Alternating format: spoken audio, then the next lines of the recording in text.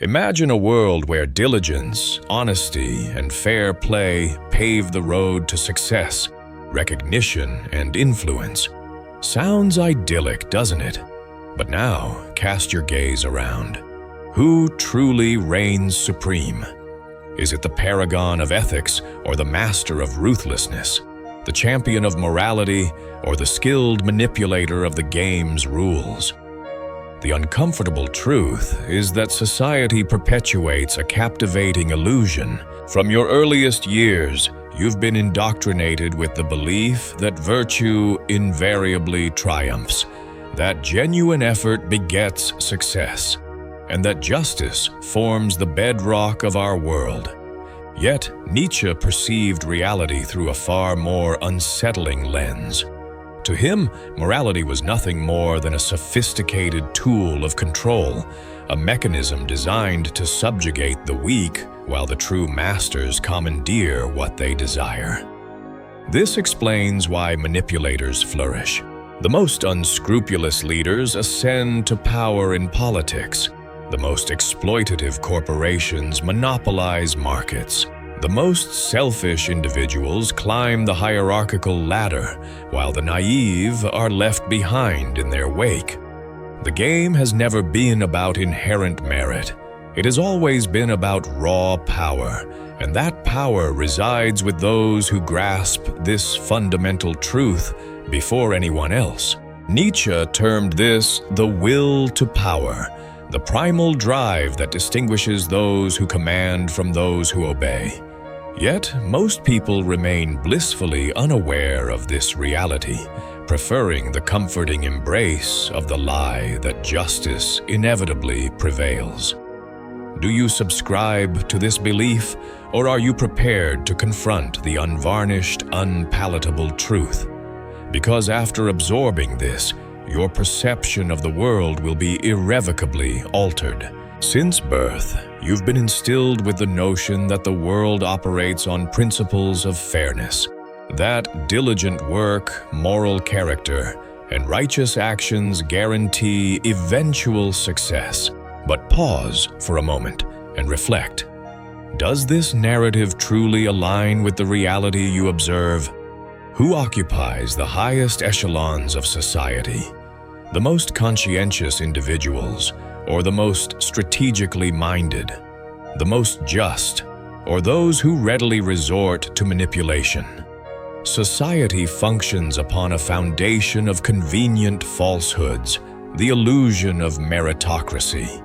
This concept posits that those who adhere to the rules, dedicate themselves wholeheartedly, and act with integrity will ultimately be rewarded.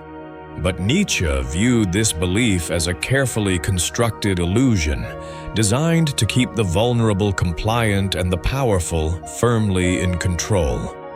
The stark truth is that history has seldom been written by the most virtuous, but rather by the most unyielding.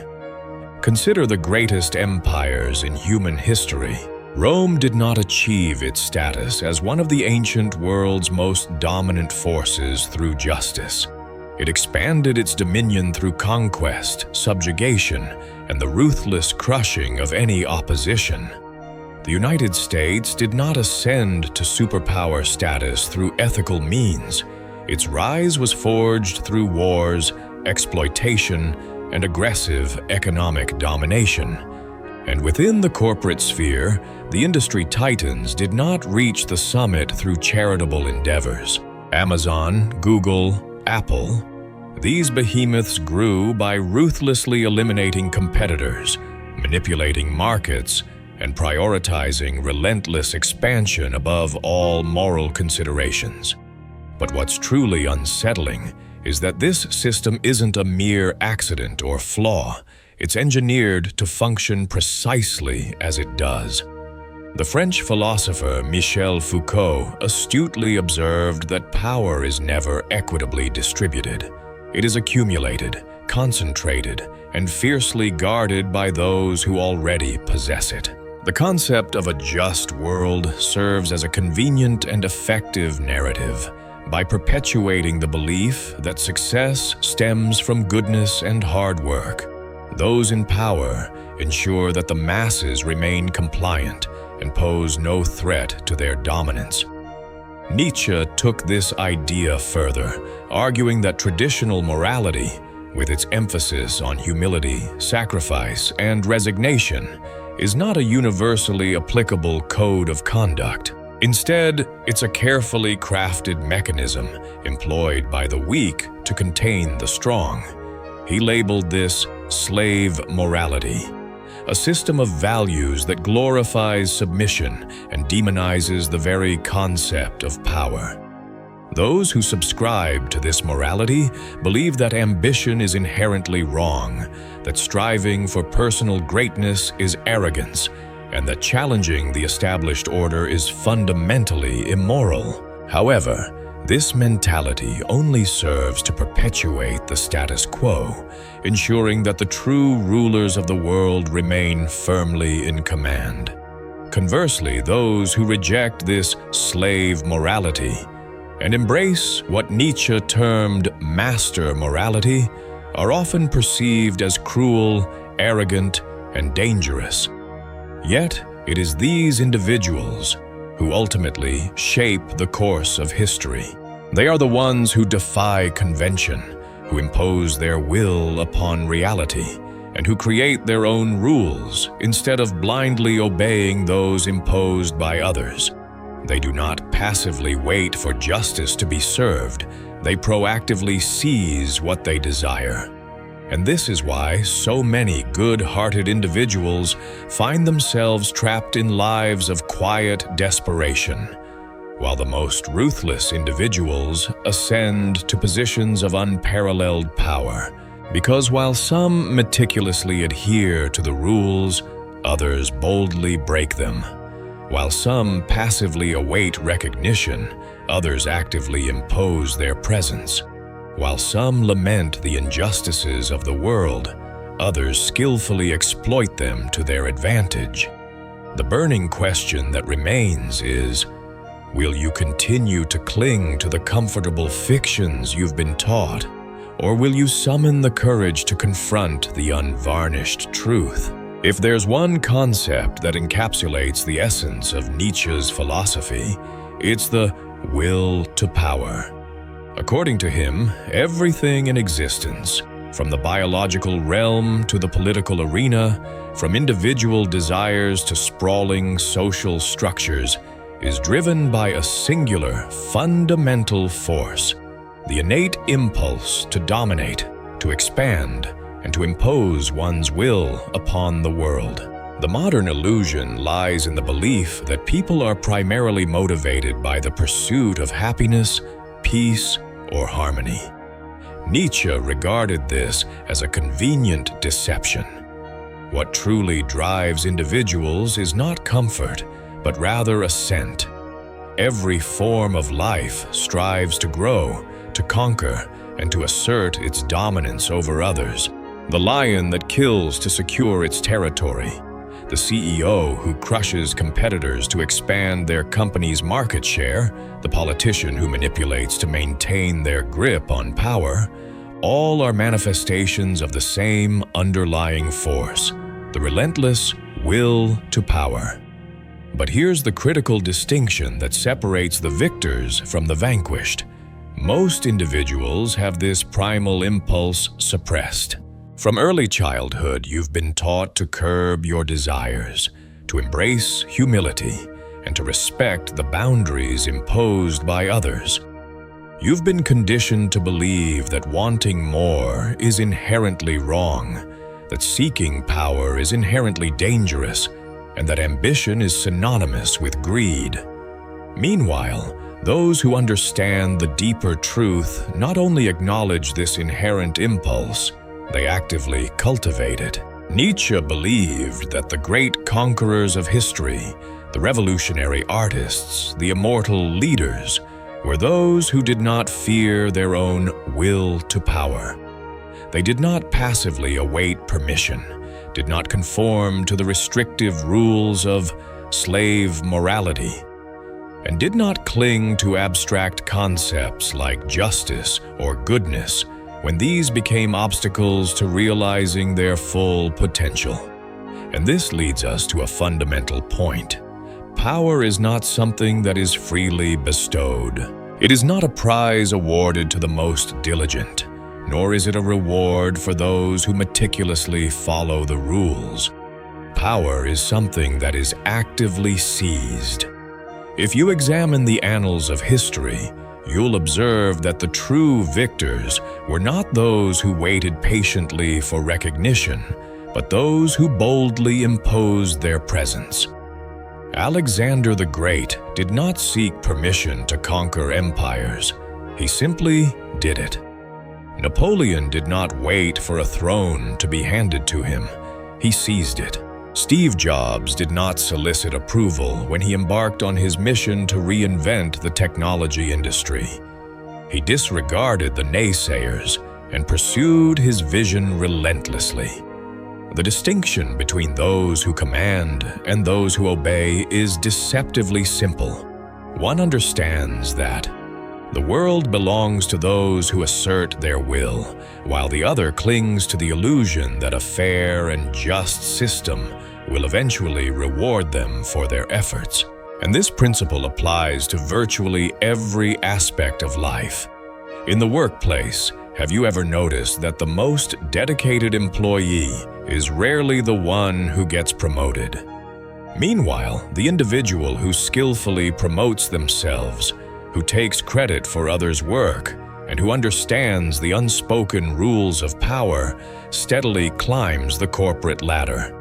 In the business world, companies that operate with relentless aggression, strategic foresight, and even a touch of manipulation consistently dominate markets, while those that insist on playing fair often find themselves crushed by the relentless competition.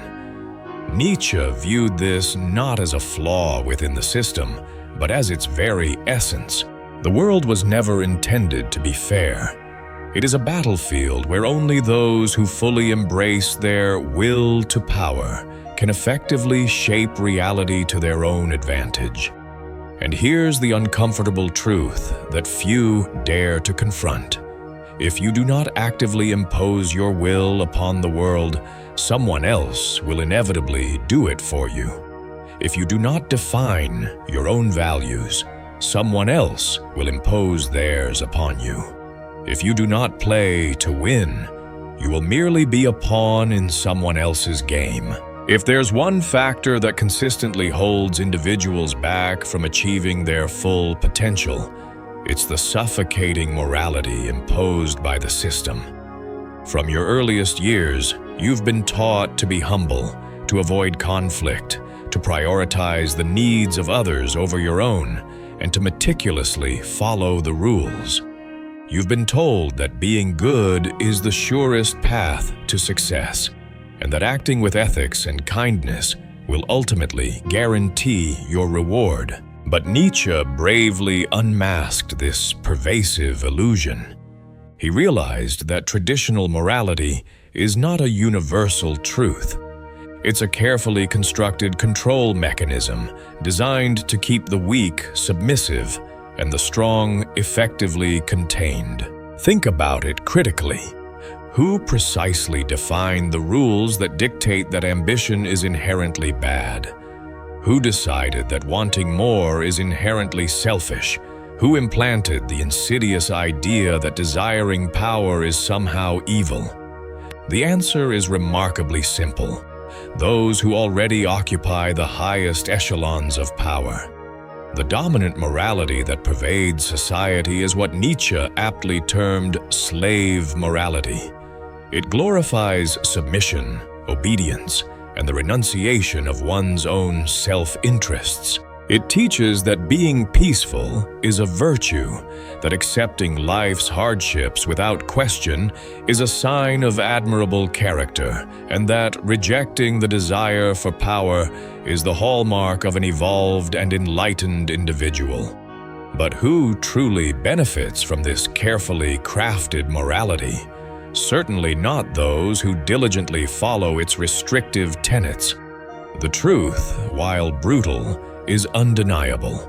This morality was deliberately created by the weak to protect themselves from the strong.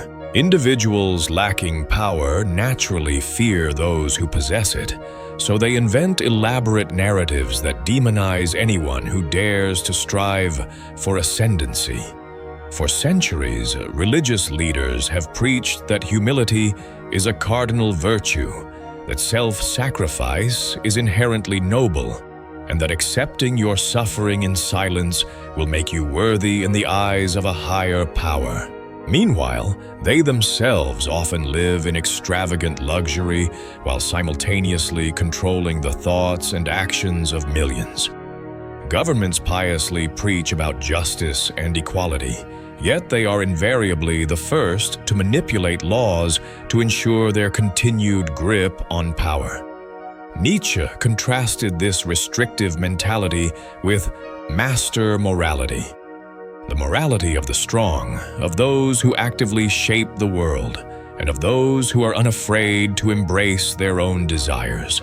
For those who adhere to this morality, ambition is not something to be suppressed. It's the very fuel that drives them forward. The innate desire to grow, to dominate, and to expand one's influence is not something to be ashamed of. It's the very essence of life itself. These individuals do not live to please others, but rather to expand their own power and influence. Now, examine the annals of history and identify the great individuals who truly changed the world. Were they those who resigned themselves to the restrictive rules imposed by society? Or were they the ones who possessed the courage to challenge everything they encountered? Julius Caesar did not passively accept the limitations imposed by the Roman Senate. He ruthlessly dismantled them and ultimately became dictator. Napoleon did not accept his position as a mere army officer. He seized power through sheer force of will and completely rewrote the map of Europe. Steve Jobs did not accept the prevailing notion that technology should adhere to a certain standard. He boldly imposed his own revolutionary vision and completely redefined an entire industry. The fundamental problem is that when you are born into a society saturated with slave morality, you often don't even realize the extent to which it's limiting your life. You feel a deep sense of guilt for wanting more. You feel inherently wrong for desiring power. You're constantly afraid of being perceived as arrogant for standing out from the crowd, because you've been repeatedly told that being good means lowering yourself, submitting to authority, and being content with very little. But Nietzsche viewed this as a debilitating disease. He believed that human beings should actively strive to reach their maximum potential, that they should break free from the chains imposed by this oppressive morality, and that they should fully embrace their true nature. If there is a single, fatal flaw that consistently prevents most individuals from gaining power, it is their inherent inability to control their own emotions. Most people act impulsively, react instinctively to provocations, and cling stubbornly to romanticized ideals about how the world should be. But Nietzsche saw this as a profound weakness. For him, those who truly master the game of power are the ones who master themselves. Before attempting to control the world around them, look closely at history. The most influential figures were rarely the most inherently just or even the most intelligent. They were invariably the most strategically adept. While most individuals expend their energy trying to convince others that they are right, the true winners quietly observe, carefully analyze, and act only when the opportunity is absolutely perfect.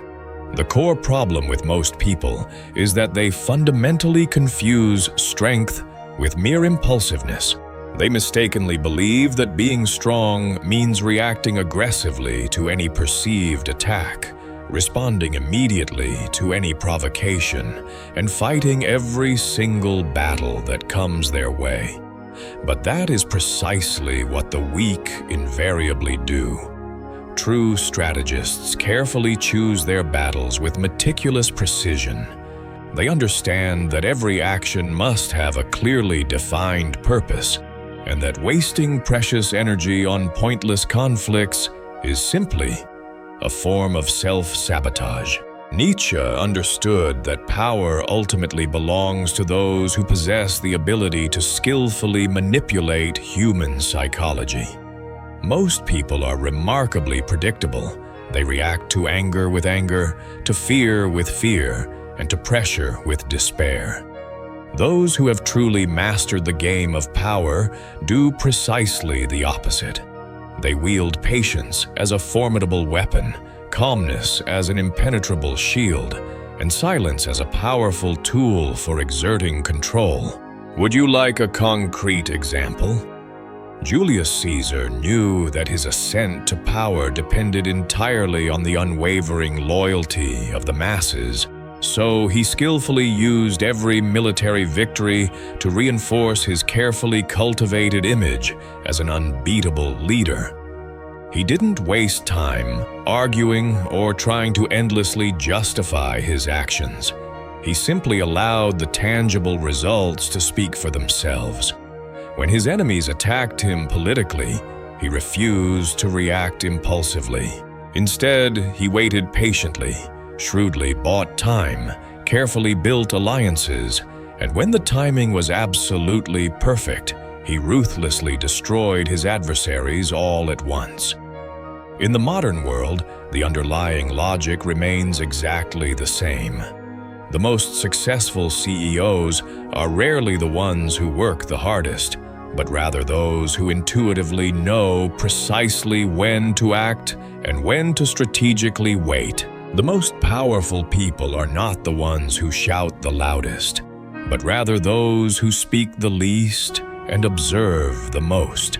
And that is the fundamental mistake that most people continually make, wasting precious energy trying to prove something to others. True power does not lie in convincing others that you are strong, but rather in making them feel your strength without you ever having to say a single word. Nietzsche saw this as a crucial matter of personal mastery. Those who maintain unwavering control over their own emotions inherently control the reactions of others. Those who are not affected by insults, provocations, or attacks possess an inherent advantage because they effectively transform their adversary's frustration into a crippling weakness. And here is the greatest lesson in the entire game of power. The one who keeps a cool head while everyone else around them descends into despair inevitably wins. While most act on impulse, the true masters of the game patiently wait, carefully observe, and strike at the exact right moment. If power were merely a matter of relentless domination and cold, calculated strategy, then simply being ruthless would be enough to guarantee eternal success. But history clearly shows that those who rise to the very top often fall in the most brutal and spectacular fashion. What initially propelled them to victory often ends up being the very thing that ultimately destroys them. And Nietzsche saw this as an inevitable cycle for those who do not know how to effectively balance raw strength with true wisdom. Take, for example, Julius Caesar. He conquered Rome with his cunning, his far-reaching vision, and his unmatched ability to skillfully manipulate both allies and enemies.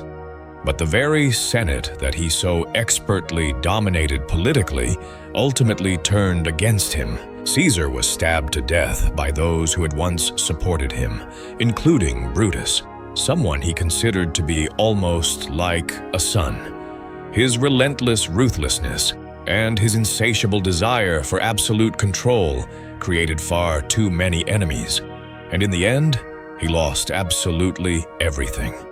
Napoleon followed a remarkably similar path.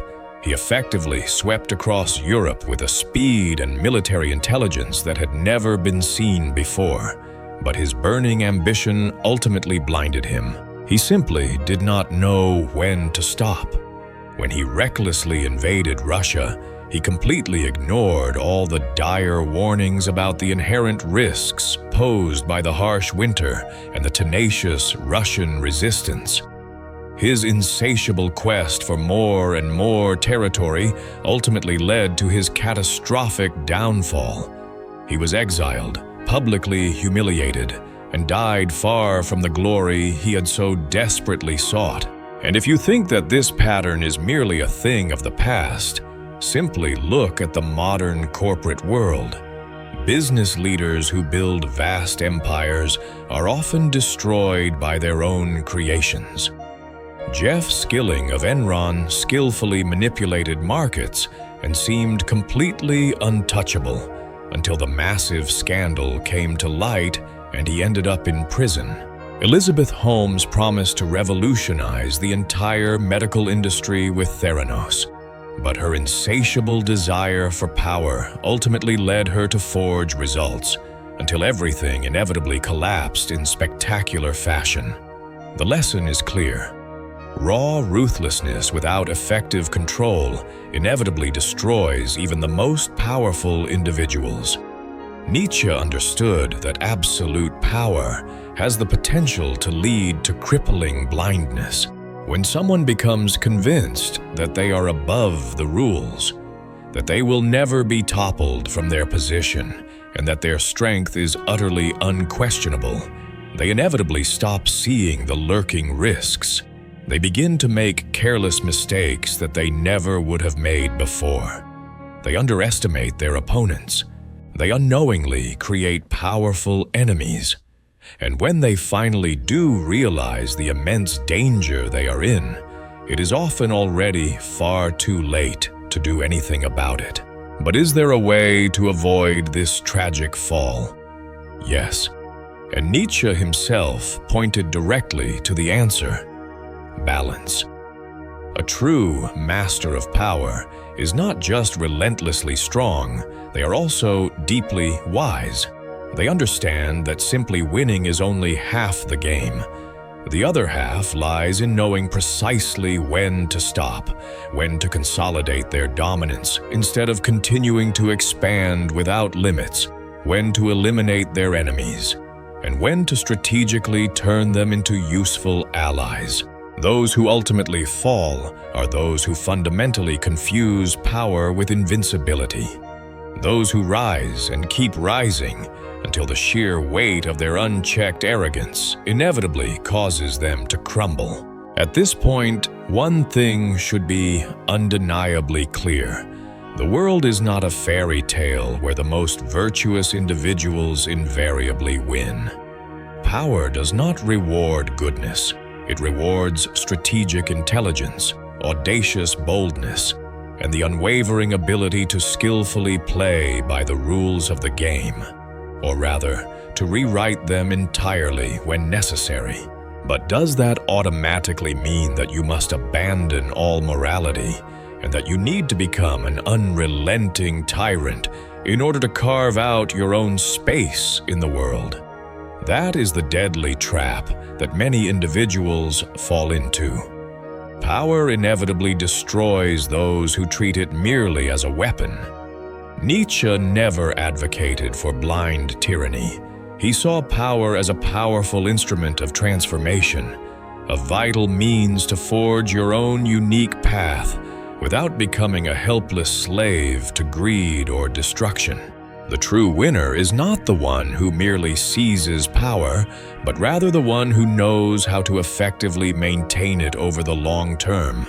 This means finding a delicate balance between ruthless strategy and profound emotional intelligence, knowing precisely when to be ruthless and when to be calculatedly generous, when to aggressively attack and when to strategically retreat, when to silence your enemies, and when to make them useful to your cause. The core problem for most individuals is that they tend to live in extremes. Some spend their entire lives being exploited by others, naively believing that the world will ultimately reward their inherent goodness. Others, upon suddenly awakening to the cold reality of power, plunge headfirst down a path of relentless destruction and paranoia until they ultimately become victims of their own unchecked brutality. But there is a third way. The way of those who deeply understand the game, but who do not allow themselves to be consumed by it. The great and enduring truth is this: you can continue to live believing in justice and continue to be a pawn on someone else's chessboard, or you can accept the harsh reality of the world, learn the real rules of power, and consciously decide how you want to play the game. If this has altered your perception of the world, subscribe to the channel. Power is not requested, it is taken. So, what have we learned? This journey hasn't been about advocating for ruthlessness, but rather about stripping away the comfortable illusions to reveal the raw machinery of influence. It's about understanding that the world isn't inherently fair, that power dynamics are always at play, and that only with cognitive clarity can you truly make conscious choices about how you want to navigate this reality. The goal isn't to become a tyrant, but to cultivate a productivity mindset and embrace self-optimization by understanding the game, so you can define your own terms and protect yourself from manipulation. You may wish to do an attention detox to give yourself a good head start. This approach also has implications for AI philosophy of self and understanding your place in the world. Now, I'd love to hear your thoughts. Does this resonate with you? Do you agree or disagree? What questions does this raise? Drop a comment below and let's spark a conversation.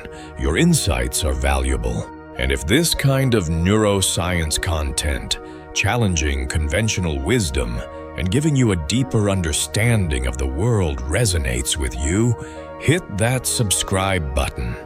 That way, you won't miss out on future explorations of power, perception, and how to thrive in a complex world. Thanks for watching.